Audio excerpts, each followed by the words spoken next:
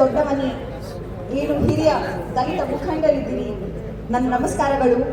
ಅಲ್ಲಮ ಪ್ರಭು ದೇವರು ಎಲ್ಲ ಗುರುಗಳಿದ್ದೀರಿ, ಎಲ್ಲರಿಗೂ ನನ್ನ ನಮಸ್ಕಾರ. BR Patil sir, Allama Prabhu sir, Tippanna sir, Jagadev Guttedar sir, Subhash sir, MY Patil sir, Sagar.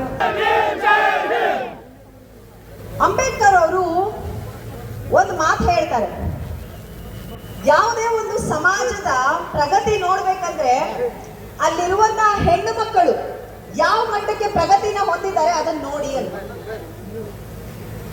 ಈ ಒಂದು ಅಂಬೇಡ್ಕರ್ ಅವರ ತತ್ವಕ್ಕೆ ವಿರುದ್ಧವಾಗಿರೋದು ಈ ಒಂದು ಬಿಜೆಪಿ ಪಕ್ಷದ ಒಂದು ಸಂಸ್ಕೃತಿ. ಚಲವಾದಿ ನಾರಾಯಣ ಸ್ವಾಮಿ ಅವರ ಬಗ್ಗೆ ಆಮೇಲೆ ಹೇಳ್ತೀನಿ. ಮೊದಲು ಈ ರವಿಕುಮಾರ್ ಅವರು ಹೇಗೆ ಒಂದು ಹೆಣ್ಣು ಮಗಳು ಈ ಜಿಲ್ಲೆಯ ಅಧಿಕಾರಿಯಾದ ನಮ್ಮ ಫೌಜಿಯಾ ತರನು ಮೇಡಮ್ ಅವ್ರ ಬಗ್ಗೆ ಮಾತಾಡಿದಾರಲ್ಲ, ಅದ್ರ ಬಗ್ಗೆ ಹೇಳಕ್ ಇಷ್ಟಪಡ್ತೀನಿ. ಇವರು IAS ಅಧಿಕಾರಿಯಾಗಿ, ಅದಕ್ಕೆ ಮುಂಚೆ IRS ಆಗಿದ್ರು, ನಂತರ ಇಲ್ಲ ನಾನು IAS ಆಗಿ ಜನಗಳ ಸೇವೆ ಮಾಡಬೇಕು ಅಂತ 2014ರಲ್ಲಿ IAS ಆಗಿ ಈ ಜಿಲ್ಲೆಯಲ್ಲಿ ಇವತ್ತು ಜಿಲ್ಲಾಧಿಕಾರಿಯಾಗಿ ಕೆಲಸ ಮಾಡ್ತಿದ್ದಾರೆ. ಕಳೆದ ಜನವರಿ ತಿಂಗಳಲ್ಲಿ ನಮ್ಮ ರಾಷ್ಟ್ರಪತಿಗಳ ಹತ್ರ ಅವರು ಒಂದು ಅವಾರ್ಡ್ ಕೂಡ ತಗೊಂಡಿದ್ದಾರೆ. ಏನಂತ? ಅತ್ಯುತ್ತಮ ಚುನಾವಣಾ ಅಧಿಕಾರಿ ಅಂತ. ಇಂತಹ ಒಂದು ಹೆಣ್ಣು ಮಕ್ಕಳನ್ನ ಪಾಕಿಸ್ತಾನಕ್ಕೆ ಹೋಲಿಸ್ತೀರಲ್ಲ, ಯಾಕೆ? ಅವರ ಧರ್ಮದ ಮೇರೆಗೆ. ಇದು ಆ ರವಿಕುಮಾರ್ ಅವರು ಒಬ್ರು ಮಾಡಿರೋದಲ್ಲ. ಮಧ್ಯಪ್ರದೇಶಲ್ಲಿ ಬಿಜೆಪಿಯ ಒಬ್ಬ ಸಚಿವ ಕೂಡ ಈ ಆಪರೇಷನ್ ಸಿಂಧೂರ್ ನಡೀತಲ್ಲ, ನಮ್ಮ ಸೇನೆ ಪಾಕಿಸ್ತಾನದ ಒಳಗೆ ಹೋಗಿ ಅಲ್ಲಿನ ಭಯೋತ್ಪಾದಕರನ್ನ ಕೊಂದ್ರಲ್ಲ, ಆ ಭಯೋತ್ಪಾದಕರ ತಂಗಿಯಂತೆ ಆ ಒಂದು ಸೇನೆ ಆಪರೇಷನ್ ಕರ್ನಲ್ ಕುರೇಶಿ ಅವ್ರನ್ನ, ಸೋಫಿಯಾ ಕುರೇಶಿ ಅವ್ರನ್ನ ಭಯೋತ್ಪಾದಕರ ತಂಗಿ ಅಂತಾರೆ. ನೀವೊಂದು ಇಲ್ಲಿ ನೋಡ್ಬೇಕಾಗಿದ್ದಂತಹ ವಿಷಯ, ಈ ಎರಡು ಹೆಣ್ಣು ಮಕ್ಕಳು ಬಹಳ ಓದಿದಂತಹ, ನಮ್ಮ ಅಂಬೇಡ್ಕರ್ ಅವ್ರು ಬರ್ದಿರುವಂತಹ ಸಂವಿಧಾನದ ಒಂದು ಯಶಸ್ಸಿನ ಪ್ರತೀಕ. ಓದಿ ಒಂದು ಒಳ್ಳೆಯ ಮಟ್ಟಕ್ಕೆ ಹೋಗಿರುವಂತಹ ಹೆಣ್ಣು ಮಕ್ಕಳು. ಇಂಥವರನ್ನ ನೋಡಿದ್ರೆ ಸಹಿಸಕ್ಕಾಗಲ್ಲ. ಹೆಣ್ಣು ಮಕ್ಕಳು ಮುಂದೆ ಬರೆದ್ರೆ ಸಹಿಸಕ್ಕಾಗಲ್ಲ. ಅದರಲ್ಲೂ ದಲಿತ ಹೆಣ್ಣು ಮಕ್ಕಳು, ಹಿಂದುಳಿದ ವರ್ಗದವರು, ಅಲ್ಪಸಂಖ್ಯಾತ ಹೆಣ್ಣು ಮಕ್ಕಳು ಏನಾದ್ರೂ ಮುಂದೆ ಬಂದ್ರೆ BJP ಅವರಿಗೆ ಸಹಿಸಕ್ಕಾಗಲ್ಲ. ಅವರ ಸಂಸ್ಕೃತಿ ಬಗ್ಗೆ ಇನ್ನೊಂದು 2 ಎಕ್ಸಾಂಪಲ್ ಕೊಟ್ಬಿಡ್ತೀನಿ ನಿಮ್ಗೆಲ್ಲ. ಉತ್ತರ ಪ್ರದೇಶಲ್ಲಿ ಒಂದು ಕಾನ್ಸ್ಟಿಟ್ಯೂಯೆನ್ಸಿ ಇದೆ, ಉನ್ನಾವ್ ಅಂತ, ಕೇಳಿದ್ದೀರಾ? ಅದರ ಶಾಸಕ ಕುಲ್ದೀಪ್ ಸಿಂಗ್ ಸೆಂಗಾರ್ ಅಂತ ತನ್ನ ಹತ್ರ ಸಹಾಯ ಕೇಳ್ಕೊಂಡು ಹೋಗಿದ್ದಂತಹ ಒಂದು ಹೆಣ್ಣು ಮಕ್ಕಳ ಮೇಲೆ ಅತ್ಯಾಚಾರ ಮಾಡ್ತಾನೆ. ಆ ಅತ್ಯಾಚಾರಿನ ಕೂಡ BJP MLA ಸ್ಥಾನದಿಂದನೂ ಕಿತ್ತಾಕಲ್ಲ, ಪಾರ್ಟಿಯಿಂದನೂ ಕಿತ್ತಾಕಲ್ಲ. ಸುಪ್ರೀಂ ಕೋರ್ಟ್ ಬಂದು ಅವರನ್ನ ಕಿತ್ತಾಕಿ ಅಂತ ಹೇಳೋವರೆಗೂ ಕಿತ್ತಾಕಲ್ಲ. ಇದು ಅವರ ಸಂಸ್ಕೃತಿ. ನಮ್ಮ ದೇಶಕ್ಕೆ ಒಲಿಂಪಿಕ್ಸ್ ಮೆಡಲ್ ತಂದವರು, ಕಾಮನ್ವೆಲ್ತ್ ಮೆಡಲ್ ತಂದಂತಹ ಕುಸ್ತಿಪಟುಗಳು ಹೆಣ್ಣುಮಕ್ಕಳು ನೆನಪಿದ್ಯಾ? 5 ತಿಂಗಳ ಕಾಲ ಕೂತ್ಕೊಂಡು ಇದೇ BJP ಪಕ್ಷದ ಒಬ್ಬ MP ಬ್ರಿಜ್ಭೂಷಣ್ ಸಿಂಗ್ ವಿರುದ್ಧ ಪ್ರತಿಭಟನೆ ಮಾಡ್ತಾರೆ. ಏನಂತ? ನಮಗೆ ಲೈಂಗಿಕ ಕಿರುಕುಳ ಕೊಟ್ಟಿದ್ದಾನೆ ಈ ಮನುಷ್ಯ ಅಂತ. ಇಂತಹ ದೇಶಕ್ಕೆ ಹೆಸರು ತಂದಿರುವಂತಹ ಹೆಣ್ಣು ಮಕ್ಕಳು ಕಣ್ಣೀರಾಗ್ತಿದ್ರು ಸಹ ಅವನನ್ನ ಆ MP ಸ್ಥಾನದಿಂದ ಕಿತ್ತಾಕಲ್ಲ. ಇದು ಅವರ ಸಂಸ್ಕೃತಿ. ಇವಾಗ ಈ ರವಿಕುಮಾರ್ MLC ಅವರು ಏನು ಒಂದು MLC ಆಗಿ ಒಂದು ಸಾಂವಿಧಾನಿಕ ಸ್ಥಾನ ಪಡ್ಕೊಂಡು ಎಂತಹ ಶಬ್ದಗಳನ್ನ ಉಪಯೋಗಿಸ್ಬೇಕು ಅಂತಲೂ ಗೊತ್ತಿಲ್ಲದೆ ಒಂದು ಕೋಮುವಾದವನ್ನ ಪ್ರಚೋದಿಸುವಂತಹ ಪದ ಉಪಯೋಗಿಸಿದಾರಲ್ಲ, ಇದು ನಮ್ಮ ಕರ್ನಾಟಕ ನಾಡಲ್ಲಿ ಒಪ್ಪಿಗೆ ಇಲ್ಲ. ಇದನ್ನ ನಾವು ತೋರಿಸ್ಬೇಕು. ಇಲ್ದಿದ್ರೆ ನಮ್ಮ ಕರ್ನಾಟಕನು ಈ ಉತ್ತರ ಪ್ರದೇಶ ಇಲ್ಲೆಲ್ಲ ಕೋಮುವಾದವನ್ನ ಪ್ರಚೋದಿಸಿಕೊಂಡು ಗಲಭೆಗಳು ಮಾಡ್ತಾರಲ್ಲ, ಕರ್ನಾಟಕದಲ್ಲಿ ಸಾಧ್ಯ ಇಲ್ಲ ಅಂತ ತೋರಿಸ್ಬೇಕು ನಾವು. ಅವರು ಬಂದು ಕೋರ್ಟ್ ಹೇಳಿದೆ, ಹೋಗಿ ತಪ್ಪಾಯ್ತು ಅಂತ ಕೇಳಿ ಅಂತ. ಇದು ಕೂಡ ಅವ್ರ ಸಂಸ್ಕೃತಿ. ಈ ಪದಗಳನ್ನ ಉಪಯೋಗಿಸೋದು, ತಪ್ಪಾಯ್ತು ಅಂತ ಕೇಳೋದು. ಸಾವರ್ಕರು ಹಾಗೆ ಅಲ್ವಾ, ತಪ್ಪಾಯ್ತು ಅಂತ ಬರ್ದಿದ್ದು ಗೊತ್ತಿರೋರಿಗೆ. ಇದು ಕೂಡ ಅವ್ರ ಸಂಸ್ಕೃತಿ.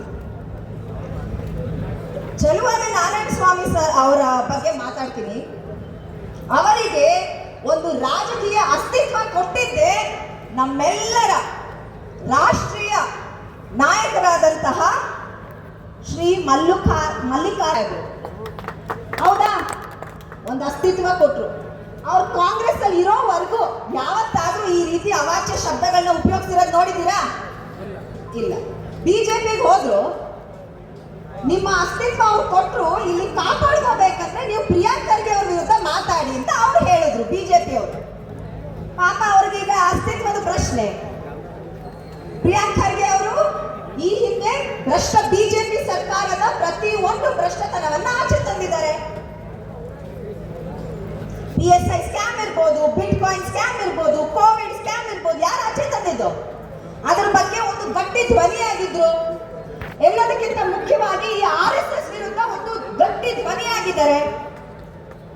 ಅಂದ ಮೇಲೆ ಅಂತಹ ಲೀಡರ್ ಈಗ ನೋಡಿ, ಅವರೀಗ ವಿರೋಧ ಪಕ್ಷದಲ್ಲಿ ಇದ್ದ ಮೇಲೆ ಯಾವುದ್ರ ಬಗ್ಗೆ ಮಾತಾಡಬೇಕು? ನಮ್ಮ ಸರ್ಕಾರದಲ್ಲಿ ಏನಾದ್ರೂ ವಿಫಲತೆ ಇದ್ರೆ ಅದ್ರ ಬಗ್ಗೆ ಮಾತಾಡಬೇಕು.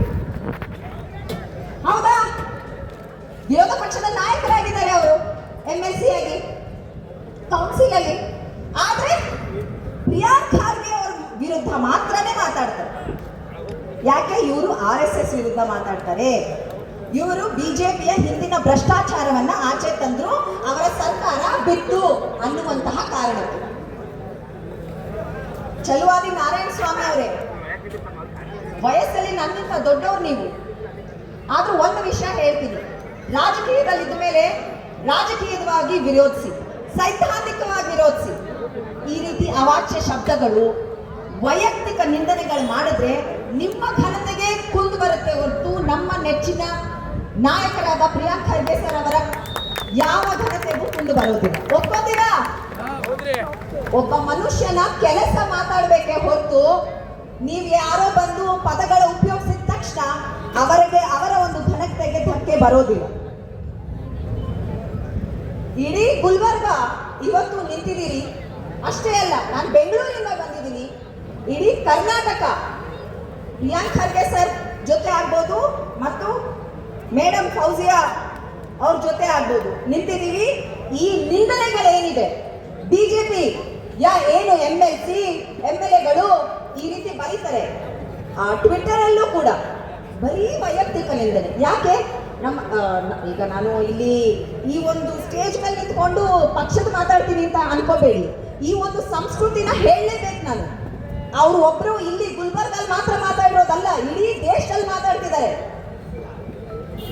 ಒಂದೇನು ಮುಸ್ಲಿಮರ ವಿರುದ್ಧ, ಇಲ್ಲ ದಲಿತರ ವಿರುದ್ಧ, ಇಲ್ಲ ಹಿಂದುಳಿದ ವರ್ಗಗಳ ವಿರುದ್ಧ. ಎಲ್ಲದಕ್ಕಿಂತ ಮುಖ್ಯವಾಗಿ ಮಹಿಳೆಯರೇನಾದ್ರೂ ಪ್ರಗತಿ ಪಡೆದಿದ್ರೆ ತಡೆಯೋದಕ್ಕೆ ಆಗೋದಿಲ್ಲ ಅವರ ಸಂಸ್ಕೃತಿಯಲ್ಲಿ.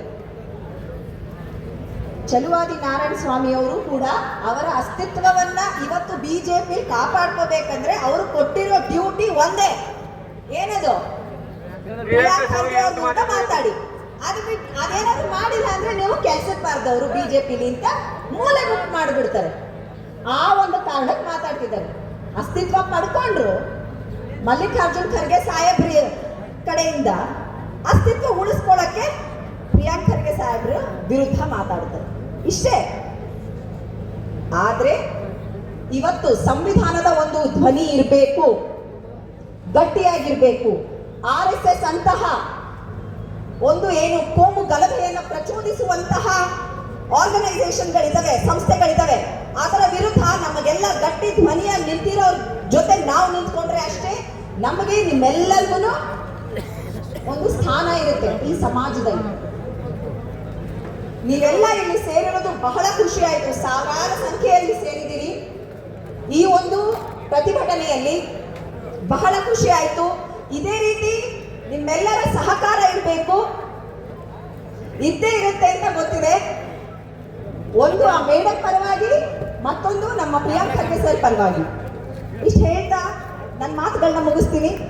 ಧನ್ಯವಾದಗಳು. ಕರ್ನಾಟಕ, ಜೈ ಭೀಮ್.